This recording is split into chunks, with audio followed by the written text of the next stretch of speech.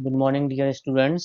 आज जो है सेकंड लेक्चर था मेरा और आज नए टॉपिक की तरफ बढ़ते हैं। जो अभी तक मैंने पढ़ाया उस हिसाब से first unit we have covered the first unit.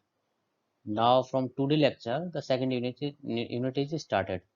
So the second unit is fluid statics. तो मेरी सेकंड यूनिट है फ्लूइड स्टैटिक्स और ये बहुत ही इंपॉर्टेंट यूनिट है।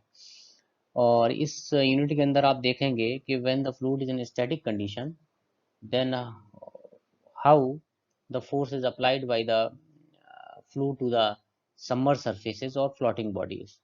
ठीक है, जैसे आप लोगों ने डैम वगैरह में देखा होगा। इन द केस ऑफ डैम्स और वॉल्स जो है उन पे प्रेशर जो है अप्लाई करता है, किस तरह से फ्लूइड प्रेशर अप्लाई करता है। तो ये सारी चीज़ें आपने देखी होंगी, वो आप फ्लूइड स्टैटिक्स में पढ़ेंगे। तो और इसमें थोड़ा कंफ्यूजन भी है, थोड़ा ये यूनिट डिफिकल्ट भी है क्योंकि लास्ट यूनिट हमारी बेसिक से रिलेटेड थी, लेकिन ये यूनिट एप्लीकेशन से रिलेटेड है। तो फ्लूइड जब स्टैटिक कंडीशन में है तो किस तरह से फोर्स फ्लूइड अप्लाई करता है किसी सबमर्ज सरफेस पे या किसी भी फ्लोटिंग बॉडीज की क्या कंडीशन होती है, ये सारी चीज़ें इसमें देखेंगे। तो it is a very interesting and very good unit. तो फुल कंसंट्रेशन से आप इसे देखेंगे। इसमें मैं गेट IAS इसरो जितने भी न्यूमेरिकल आए हुए हैं that all will I will covered in it. सारे न्यूमेरिकल्स मैं कवर्ड करूंगा और अच्छे अच्छे न्यूमेरिकल रखूंगा जिससे आपके कॉन्सेप्ट ज़्यादा ज़्यादा क्लियर हो। तो आप इसे फुल कंसंट्रेशन से देखें और जितने भी वीडियो मैं यूट्यूब पे देख रहा हूँ प्रॉपर तरीके से नोट्स बनाते जाएं। अगर कुछ भी समझ में आपको नहीं आता है at that time you can ask the question directly by comment section से पूछ सकते हैं, मुझे कॉल कर सकते हैं, ये सब इस तरह से, लेकिन आप डाउट अपने क्लियर कर लें। तो सबसे पहले देखते हैं फ्लूइड स्टैटिक्स। फ्लूइड स्टैटिक्स में मैंने इसलिए कुछ पॉइंट्स लिख दिए हैं, these are the important points जिनसे कभी थ्योरेटिकल क्वेश्चंस पूछ लिए जाते हैं। सबसे पहला पॉइंट है हमारा, fluid statics deal with the problem associated with fluid at rest. तो जितनी भी फ्लूइड स्टैटिक की प्रॉब्लम है, in that condition the fluid is at rest condition. मैंने पहले भी आपको बताया था when the fluid is in rest condition, जब आपका फ्लूइड रेस्ट कंडीशन में है तो there is no movement between the fluid layers. Fluid की लेयर्स के बीच में कोई मूवमेंट नहीं होगा। When there is no movement then velocity between the fluid layer is zero and according to Newton's law mu del u by del y that it is the shear stress between the layers. So when u is equal to 0, tau is equal to 0, so there is no shear stress applied between the layers of the fluid. So कोई layer एक दूसरे पे कोई shear stress apply नहीं करेगी। Now most of the cases में जितने भी फ्लूइड फ्लो हैं, चाहे फ्लूइड डायनेमिक में हो या स्टैटिक कंडीशन में हो, कुछ कोई भी कंडीशन हो, कौन कौन से फोर्स जो हैं अप्लाई होते हैं। सबसे पहले हम देखते हैं फ्लूइड के ऊपर। तो नंबर वन तो आपका ये है शियर फोर्स। ठीक है, शियर फोर्स तभी होगा when there is a velocity between the layer. So अगर वेलोसिटी जीरो है, शियर फोर्स जीरो है। सेकंड जो फोर्स होगा that is the pressure force और नॉर्मल फोर्स भी इसे बोलते हैं। ठीक है, ये आपका हर कंडीशन में अप्लाई होगा, चाहे फ्लूइड रेस्ट में हो चाहे फ्लूइड मोशन में हो। तो अगर फ्लूइड रेस्ट में है तब भी प्रेशर फोर्स जो है normal force it will exist, ये आपका एग्जिस्ट कर रहा होगा। तो जब फ्लूइड, मैंने बताया fluid in static condition shear force आपका जीरो है, there is only one force that is the pressure force and it is normal to the surface. ये नॉर्मल टू द सरफेस है, ठीक है ना। तो केवल एक प्रेशर फोर्स है जो एग्जिस्ट कर रहा है। अब ये प्रेशर फोर्स भी क्यों एग्जिस्ट कर रहा है आप देखें। अब मैंने आपको बताया था पास्कल्स लॉ, ठीक है। तो the pressure variation is in vertical direction del P by del Z is equal to rho into G minus rho into G, यही पढ़ाया था मैंने। तो प्रेशर वेरिएशन जो होगा वर्टिकल डायरेक्शन में होगा and when we are moving in downward direction the pressure is increases and when we are moving the upward direction pressure is reduces. तो दूसरा जो प्रेशर वेरिएशन है वो किसकी वजह से है, the weight of the fluid. किसकी वजह से है, फ्लूइड के वेट की वजह से। तो अगर आप स्पेस में पहुंच जाते हैं, स्पेस में पहुंच जाते हैं जहां ग्रेविटी आपकी जीरो है, तो आपका pressure variation in vertical direction is also zero, यानी कि pressure is constant in vertical direction. अब आप यहाँ देखें कि अगर कोई फ्लूइड स्टैटिक कंडीशन में है और उस कंडीशन में हम स्पेस में पहुंच गए, तो आपका शियर स्ट्रेस तो पहले ही जीरो था, वेलोसिटी जीरो से, अब प्रेशर भी आपका कांस्टेंट हो गया है, यानी कि there is no pressure variation del P is equal to zero. कोई प्रेशर वेरिएशन नहीं हो रहा, यानी कि pressure vertical direction horizontal direction सब में कांस्टेंट है। ठीक है ना। तो इस तरह से चीजें वेरी करती हैं, आप याद रखें। देखो सेकंड पॉइंट मैंने क्या लिखा है, in the fluid statics there is no relative motion between the fluid layers, so there is not any involvement of shear stress between the fluid layer. The only stress we deal with in fluid statics is the normal stress, which is the pressure, and variation of pressure is only due to the weight of the fluid. The topic of fluid statics is valid only when there is a gravitational field in the region. The force acting on the surface is normal to the surface at the point of contact. Fluid statics used to determine the force acting on the floating and submerged body. तो हम fluid statics में क्या पढ़ते हैं, floating और submerged body में force कितना लग रहा है, we will determine this things in the case of fluid statics. Okay, तो ये चीजें आपको क्लियर हो जानी चाहिए। ओके, आगे बढ़ते हैं। अब एक डेरिवेशन है, ठीक है ना, hydrostatic force on the inclined plane surface. हमें हाइड्रोस्टैटिक फोर्स निकालना है एक इंक्लाइंड प्लेन सरफेस के ऊपर। तो ये हमने कोई मान लिया प्लेन सरफेस है, ये आपका प्लेन सरफेस है। ये प्लेन सरफेस जो है ये फ्री सरफेस हो गया, this is the free surface, this is the free surface and this is the plane surface.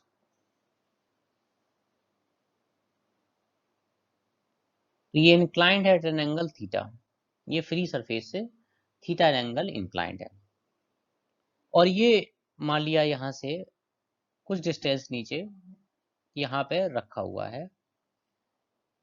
ये दो एक्सिस हैं, एक इस प्लेन सरफेस की डायरेक्शन में वाई एक्सिस है, इसके परपेंडिकुलर जो है जेड एक्सिस है, और इस पेपर के परपेंडिकुलर जो है एक्स एक्सिस है। ठीक है, अगर जो ये इसका टॉप व्यू है, ठीक, और ये इसका साइड व्यू है।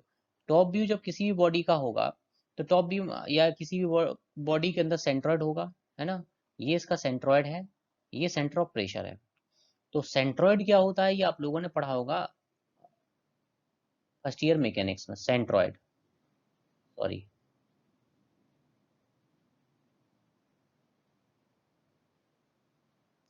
आपने क्या पढ़ा होगा, centre of gravity,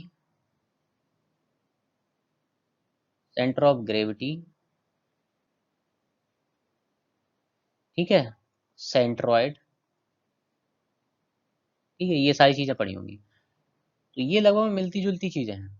centre of gravity, centre of gravity आपको पता है कि अगर किसी बॉडी का जहां पे टोटल वेट वर्क करेगा, that we have considered as a centre of gravity, है ना। तो we will determine the centre of gravity, वही सम फॉर्मूलाज इन मैकेनिक्स।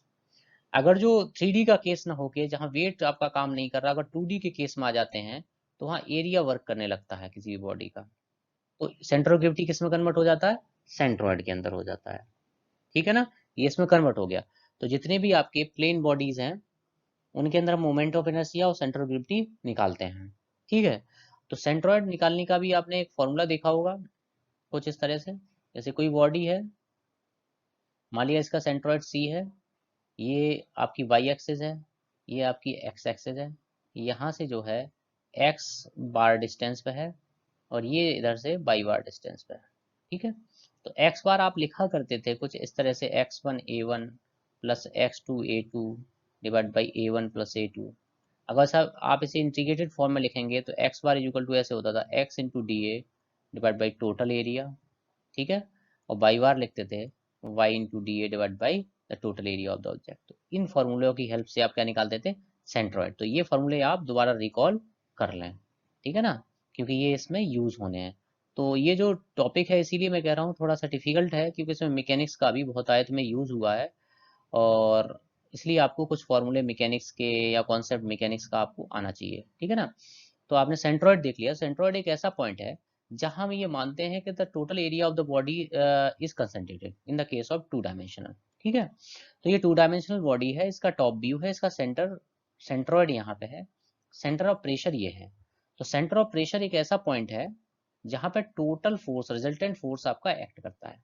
ठीक, तो ये जो बॉडी है इसका सेंट्रॉइड से हमने कोई लाइन ड्रॉ की, यहाँ पे स्ट्राइक की, तो ये पता लग गया इसका सेंट्रॉइड यहाँ पे है। ठीक, हमने माना कि ओ पॉइंट से बाई डिस्टेंस पे, एक बाई डिस्टेंस पे स्मॉल एरिया डीए है, स्मॉल एरिया डीए है, ठीक। अब यहां से यहां तक इसकी वाई डिस्टेंस है, ये थीटा एंगल है, तो वर्टिकल डिस्टेंस क्या हो गई, एच, वाई साइन थीटा, ठीक। तो अब हमें निकालना है कि इस बॉडी के ऊपर कितना फोर्स होगा अगर इसका इंक्लाइनेशन एंगल थीटा है। तो हम क्या करते हैं, the hydrostatic force on a small element DA, simple कर डेरिवेशन चालू करते हैं। हाइड्रोस्टैटिक हाइड्रोस्टैटिक फोर्स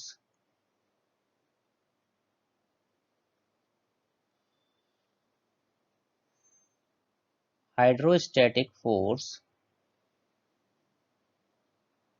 और pressure on small area DA, small area DA पे हाइड्रोस्टैटिक प्रेशर कितना होगा। तो आपका प्रेशर क्या होता था, आप लोगों को फॉर्मूला पता है, P बराबर किसी भी हाइड्रोस्टैटिक फ्लूइड के अंदर रो जी एच, एच क्या डिस्टेंस होती थी फ्री सरफेस से उस पॉइंट तक की वर्टिकल डिस्टेंस, ठीक है। तो अगर ये बाई डिस्टेंस है यहां से यहां तक, तो एच इक्वल टू क्या हो जाता था, बाई साइन थीटा, तो P इक्वल टू क्या हो गया, रो जी इंटू वाई साइन थीटा। अगर ये प्रेशर स्मॉल स्मॉल एरिया पर लग रहा है तो इस पर फोर्स कितना लगेगा, d F is equal to P into D A. अगर मुझे टोटल फोर्स इस प्लेट के ऊपर निकालना है तो मैं क्या करूंगा, इंटीग्रेट कर दूंगा, पी इंटू डी ए। तो एफ इजिकल टू हो गया आपका rho G H, sorry rho G Y, ठीक है, rho G Y sine theta into D A, ठीक। तो फोर्स हमारा आ गया इस स्मॉल एलिमेंट पे rho G Y sine theta into D A, ये आपका फोर्स आ गया। This is the equation number 1। अब हम आगे बढ़ते हैं, ओके। तो यहां से फोर्स एफ इक्वल टू आपका आया rho G sine theta into Y into D A. अभी मैंने आपको सेंट्रॉइड के केस में डेरिवेशन बताया कि अगर आपको सेंट्रॉइड निकालना है तो यानी कि बाई बार इक्वल टू क्या होगा, Y into D A divide by total area of the plate. तो Y into D A equal to Y bar into A आ जाएगा आपका, ठीक। तो बाई बार डिस्टेंस क्या होगी, ओ पॉइंट से सेंट्रॉइड तक की डिस्टेंस। एफ इक्वल टू क्या हो गया, rho G sine theta into Y bar into A. F बराबर हो गया rho G A Y bar sine theta. जैसे आपने देखा था एच इक्वल टू था आपका वाई साइन थीटा, तो एच बार आपका हो जाएगा बाई बार साइन थीटा। तो बाई बार साइन थीटा की जगह पे आप क्या रख दोगे, एच बार। तो आपका फोर्स आ गया rho G A into H bar. F equal to क्या हो गया, rho G H bar into area. तो यहां से आप देखेंगे F equal to rho G H क्या है, प्रेशर किसी भी पॉइंट का निकालते थे रो जी एच। तो पी बराबर क्या हो गया, रो जी एच बार का मतलब है pressure at the centroid of the body. Rho G H bar क्या है, pressure at the centroid of the body. तो फोर्स एफ क्या होगा, pressure at the centroid of the body, ठीक है, into the area of the plate. तो आपके पास simple formula आ गया कि अगर किसी इंक्लाइंड प्लेट के ऊपर अगर आपको फोर्स निकालना है तो आप क्या करें, उसके सेंट्रॉइड पे प्रेशर निकालें और उसमें टोटल एरिया से मल्टीप्लाई कर दें। तो आपका मतलब बॉडी के ऊपर टोटल फोर्स जो है सबमर्ज्ड बॉडी के ऊपर टोटल फोर्स आपका आ जाएगा। तो सिंपल फॉर्मूला है, तो इसे आप और आगे एलोबरेट कर सकते हैं। एफ बराबर हो गया पी बार इंटू ए। तो मैं नोट करके लिख दिया, ये बहुत इंपॉर्टेंट लाइन है, बस इसे याद रखें तो आपका क्वेश्चन सॉल्व हो जाएगा। The magnitude of resultant force on a plane surface is equal to the product of pressure at the centroid and the area of the plate. Okay, तो magnitude of the resultant force on a plane surface is equal to product of pressure at the centroid and the area of the plate. Simple है, आप इसे इस तरह से तो ये derivation force कितना होगा किसी भी इंक्लाइंड सरफेस के ऊपर, ये हमने कर लिया। अब इसके बाद जैसे कि मैंने आपको बताया कि फोर्स जो है आपकी एक वेक्टर क्वांटिटी है, force is a vector quantity.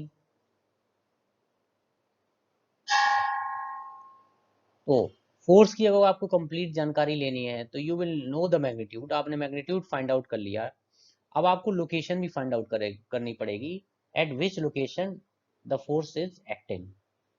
तभी आप बता सकते हैं कि कंप्लीट फोर्स इतना है और इस लोकेशन पे एक्ट कर रहा है, then you will give the complete information about the hydrostatic force on inclined surfaces. Okay, तो इसे निकालने के लिए अब आगे हमारा डेरिवेशन और बढ़ता है, और आगे हमारा है the line of action of resultant force. Line of action of the resultant force, तो किस पॉइंट पे ये एक्ट करेगा। ठीक है, तो ये दूसरा डायग्राम है, देखो जो पहला डायग्राम था उसे ही मैंने ड्रॉ किया है। तो ये हमारा जो है रिजल्टेंट फोर्स एफ आर, ये एक्ट कर रहा है, जो कि मैंने अभी फॉर्मूला निकाला था, F R is equal to P bar into the area of the plate. ठीक है, तो यहाँ पे ये रिजल्टेंट फोर्स है, ये कहाँ पे लोकेट करेगा, तो मैंने मान लिया it is acting at Y P distance, origin से Y suffix P distance act करेगा, मैंने मान लिया।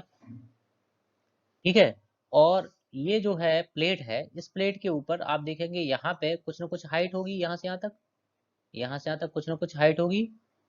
तो यहाँ पे प्रेशर कितना लगेगा, रो जी एच वन, और यहाँ प्रेशर जो है जैसे जैसे नीचे बढ़ते चले जाएंगे प्रेशर बढ़ता जाएगा। तो यहाँ पे जो प्रेशर होगा प्लेट पे, that is the maximum pressure, और यहाँ पे जो होगा प्लेट के ऊपर मिनिमम प्रेशर होगा। ठीक, ये चीज क्लियर हो गई। अब हमें निकालना है इस लोकेशन बाई पी को। तो आप लोगों को पता होगा, आप लोगों ने मैकेनिक्स में सॉल्व किया है, अगर रिजल्टेंट फोर्स की आपको लोकेशन फाइंड आउट करनी है तो you will use the Berrington theorem. कौन सी थ्योरम यूज करेंगे, बेरिंगटन थ्योरम यूज करेंगे। यानी किसी एक पॉइंट पे मोमेंट निकालेंगे, ठीक है, रिजल्टेंट का, और जो रिजल्टेंट फोर्स के थ्रू मूवमेंट होगा that will equal to the movement of the individual force acting on the body. तो ये जो आपका फोर्स लग रहा है इस प्लेट के ऊपर, इसके थ्रू जो मूवमेंट होगा इस ओ पॉइंट के अबाउट, वो रिजल्टेंट फोर्स के बराबर होगा, हम ये मान के चल रहे हैं। ठीक है ना, तो हम आगे डेरिवेशन को करते हैं। तो हमारा जो कपल होगा F R into by P about the point A is equal to couple due to this forces. इस प्लेट के ऊपर जो फोर्सेस होगा, तो इस प्लेट के ऊपर फोर्स कितना है, रो जी, ठीक है, rho G H bar into area small D A into ये स्मॉल एलिमेंट लिया था मैंने बाई डिस्टेंस पे, इंटू बाई, हमने स्मॉल एलिमेंट डी ए लिया था, ये यहाँ से यहाँ तक डिस्टेंस इसकी वाई थी, rho G H bar into D A into Y. अब आप लोगों को अच्छे से पता था कि जो एच बार आपका, जो भी आपकी बॉडी है, ठीक है ना, स्मॉल एरिया है, तो एच बार एच के इक्वल होगा, बहुत स्मॉल बॉडी है, तो H bar is equal to क्या हो गया, Y into sine theta, same चीज हो गई। तो F R into by P is equal to क्या हो गया, rho G Y square sine theta into D A. अब हम यहाँ से क्या करते हैं, F R into by P A, rho G sine theta को बाहर लेते हैं और by square into D A लिखते हैं। ठीक है ना, तो देखेंगे आप लोग कि by square into D A है क्या, कि जो स्मॉल एरिया है, जैसे ये स्मॉल एरिया है आपका, ये यहाँ से वाई डिस्टेंस दूर पे है, और इस ओ पॉइंट के about moment of inertia I not है ये। क्योंकि मोमेंट ऑफ इनर्शिया आप लोगों ने पढ़ा होगा, आई नॉट इज इक्वल टू क्या होता था, ए इंटू आर स्क्वायर। जैसे आप लोग लिखते थे I naught is equal to M R square. M R square पढ़ते थे किस केस में, जब बॉडी का मास है, जब एरिया का केस आएगा तो ए इंटू आर स्क्वायर। आर क्या डिस्टेंस रहती थी जिसके अबाउट वो रोटेट करता था। तो ये चीज़ें मैकेनिक्स की आपको क्लियर करनी पड़ेंगी। तो हमने क्या किया, यहाँ से जो स्मॉल एरिया था वो बाई डिस्टेंस पे था, तो by square into D A, ये मोमेंट ऑफ इनर्शिया हो गया ओ पॉइंट के अबाउट। तो हमारा ये फॉर्मूला आ गया F R into by P equal to rho G sine theta into I naught. ठीक है, वहां आई नॉट क्या है आपका, मास मोमेंट ऑफ इनर्शिया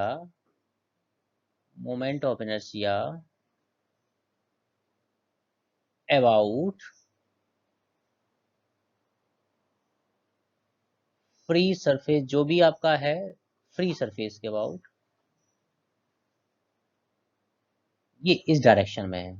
ठीक है, तो अब हमें डेरिवेशन आगे करना है। तो आपका ये आ गया, यहाँ से देखो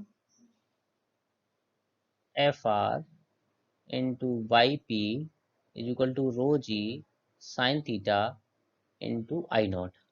ठीक है, तो एफ आर इंटू जो बाई पी है, ये डिस्टेंस है सेंटर ऑफ प्रेशर की, तो इसे लिख सकते हैं H P divide by sine theta. अब ये बार बार समझाने की जरूरत नहीं है, rho G sine theta into I not.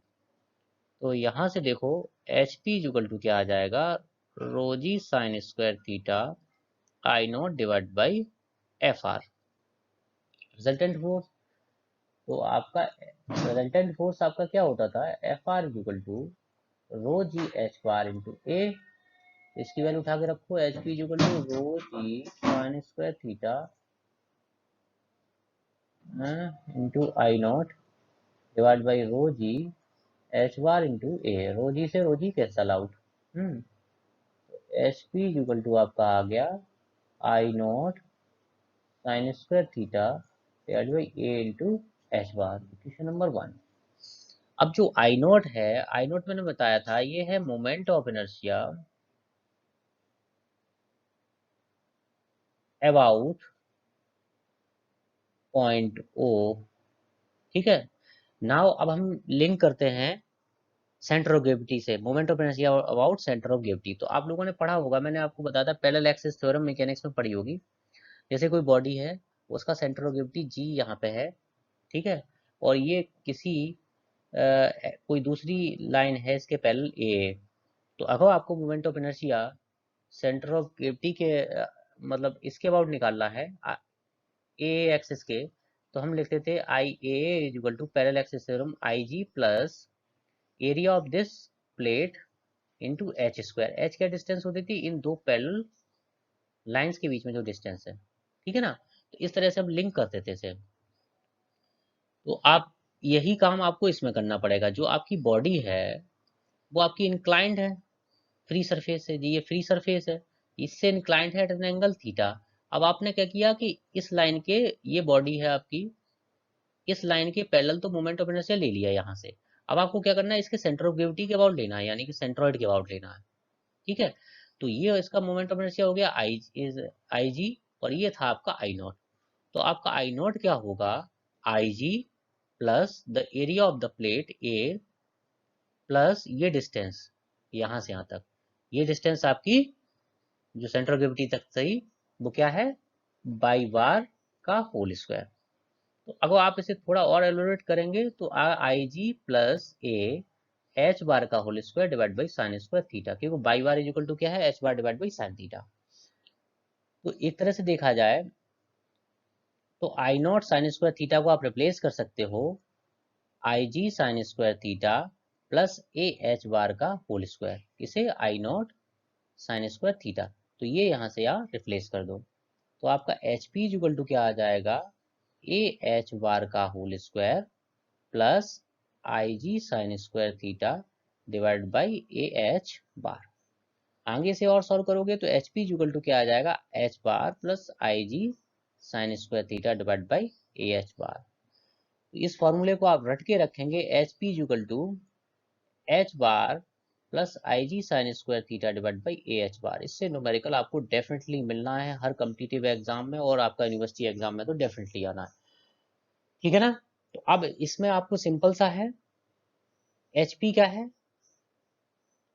Distance of resultant force from free surface। Free surface से रिजल्टेंट फोर्स जहां पे लग रहा है वहां तक की height, h is equal to क्या है, height of centroid from free surface. ठीक है, IG क्या है, मोमेंट ऑफ इनर्शिया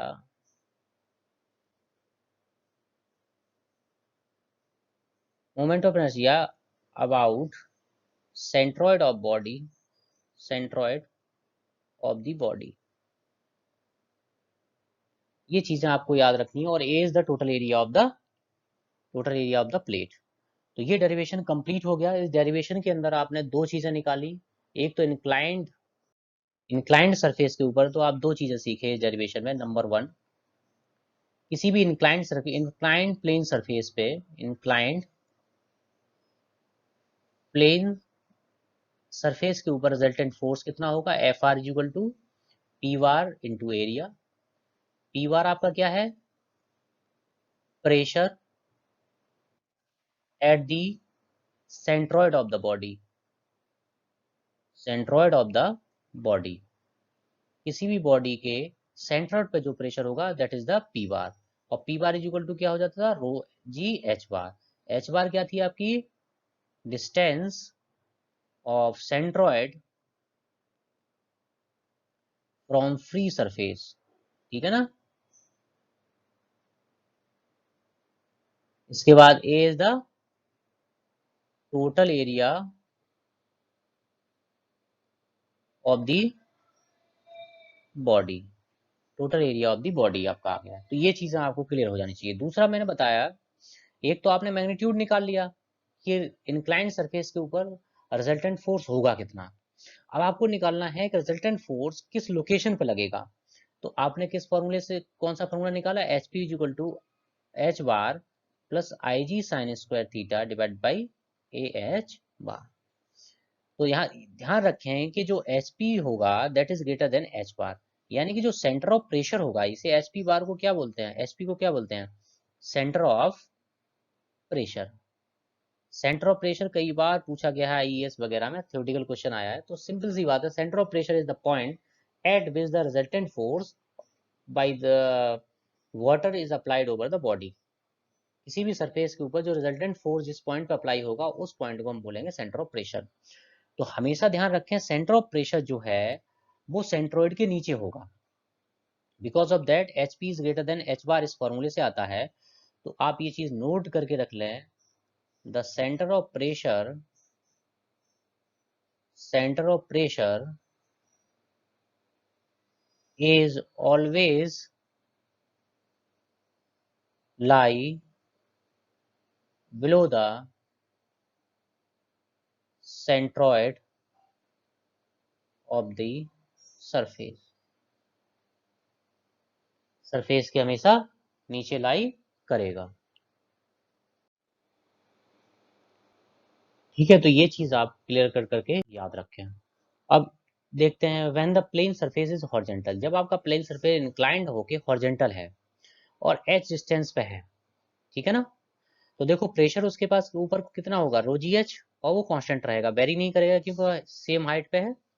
अगर टोटल लेंथ एल है तो इस पर टोटल फोर्स, रिजल्टेंट फोर्स कितना लगेगा, F R is equal to, सीधा रखो पी बार इंटू ए, ये rho G H bar into A. Horizontal surface का H bar is equal to क्या होगा, एच।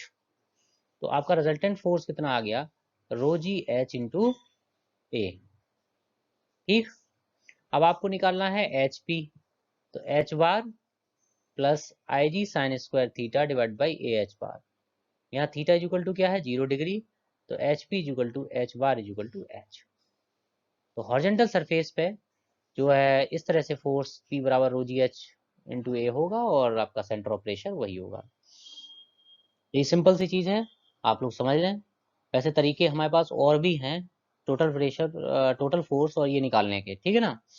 तो जैसे फॉर एग्जांपल के तौर पे अगर आपको ये फॉर्मूले भूल जाते हो और आपको फिर टोटल फोर्स निकालने को कहा जाए, तो कुछ नहीं, आप इस पॉइंट पे प्रेशर निकालो, इस पॉइंट पे देखो एक लाइन ड्रॉ करो, सॉरी,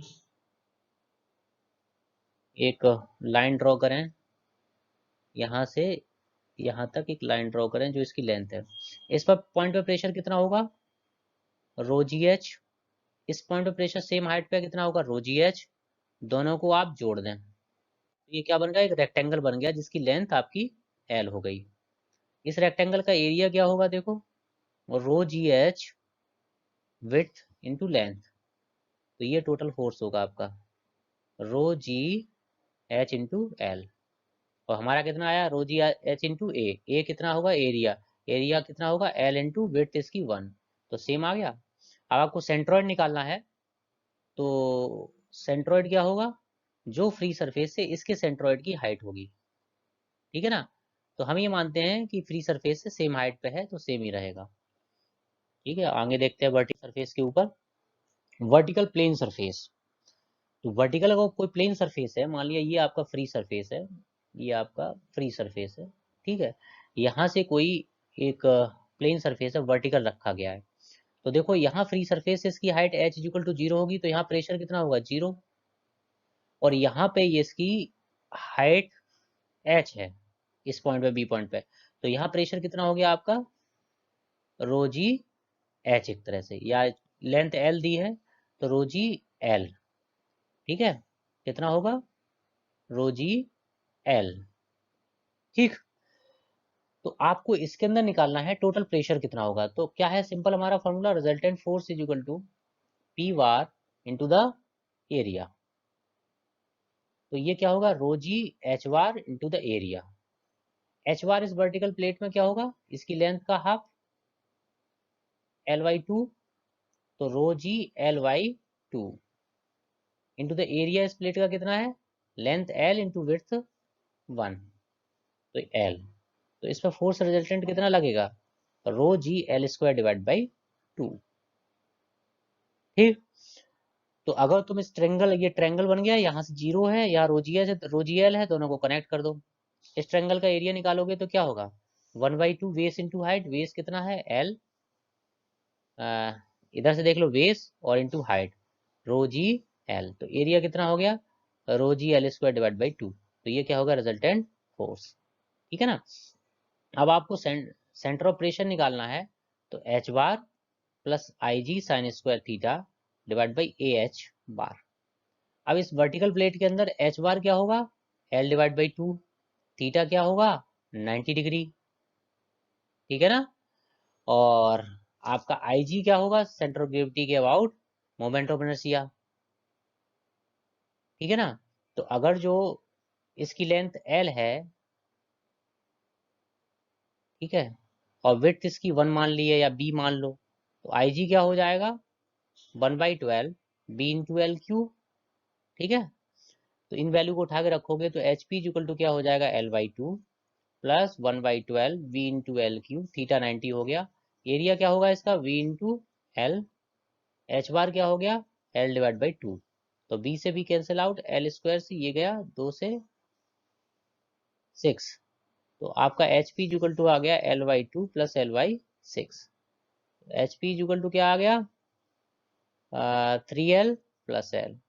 एच पी आपका आ गया 4L/6, यानी कि H P equal to 2L/3। ठीक है। तो ये आपसे कभी कभी डेरिवेशन करने को वो कह सकता है कि prove that H P equal to this much. ठीक। तो हमारे पास जो सेंटर ऑफ प्रेशर है उसकी फ्री सरफेस से हाइट कितनी आई, 2L/3, है ना। तो आप देखें 2L/3 क्या होता है। तो हमारा जो सेंटर ऑफ प्रेशर आया that is equal to 2L/3। अगर इसे आप और देखेंगे एलोबरेट करके तो 0.67L। और जो हमारा एच बार होता था वो L/2 है, यानी 0.5L। तो H P is greater than H bar, यानी कि जो सेंटर ऑफ प्रेशर होगा वो आपका सेंट्रोइड से नीचे लाई करेगा। आप चाहो तो आप इसकी कैलकुलेशन आपने की, बिना कैलकुलेशन के भी डायरेक्ट भी आप सेंटर ऑफ प्रेशर इसका बता सकते हो। कैसे बता सकते हो, मैंने आपको बताया कि जो आपने डायग्राम बनाया है, प्रेशर डायग्राम जिसे बोलते हैं, उस डायग्राम के अंदर जो उस जो सेंट्रोइड होगा वही एक्चुअल में सेंटर ऑफ प्रेशर होगा। ठीक। अब देखो कैसे, ये ट्रायंगल है, ये क्या है, एक ट्रायंगल है। ट्रायंगल का सेंटर ऑफ प्रेशर कहाँ लाई करता है, सेंट्रोइड कहाँ लाई करता है, बेस से, जैसे ये लेंथ एल है तो ये कहाँ से एल वाई थर्ड डिस्टेंस पे लाई करेगा, तो यहाँ से फ्री सरफेस से डिस्टेंस कितनी होती है, 2 Ly थर्ड। तो डायरेक्ट भी हम लिख सकते थे कि सेंट्रॉइड जो हो गया H P equal to 2 Ly third, ये इतनी ज़्यादा सॉल्यूशन की रिक्वायरमेंट नहीं थी। तो ये सब गेट, आईएएस, इसरो, इन सब में कॉन्सेप्ट यही सब काम करता है। तुरंत आप देख के बता सकते हैं कि इसका ये सेंट्रॉइड होगा अगर उसका प्रेशर डायग्राम आप बनाने में सक्षम हैं तो ये बहुत ही इंपॉर्टेंट कॉन्सेप्ट है। आज क्लास इतनी ही रखेंगे, आप लोग इसे समझ लें बढ़िया से। ये बहुत ही इंपॉर्टेंट कॉन्सेप्ट है और आगे हम बढ़ेंगे तो कर्व सरफेस के ऊपर हम प्रॉब्लम को सॉल्व कराएंगे और कुछ न्यूमेरिकल इसके सॉल्व कराएंगे जो कि काफ़ी डिफिकल्ट रहेंगे अगर आप नहीं करेंगे। ठीक है, तो इसे क्लियर कर लो। Thank you.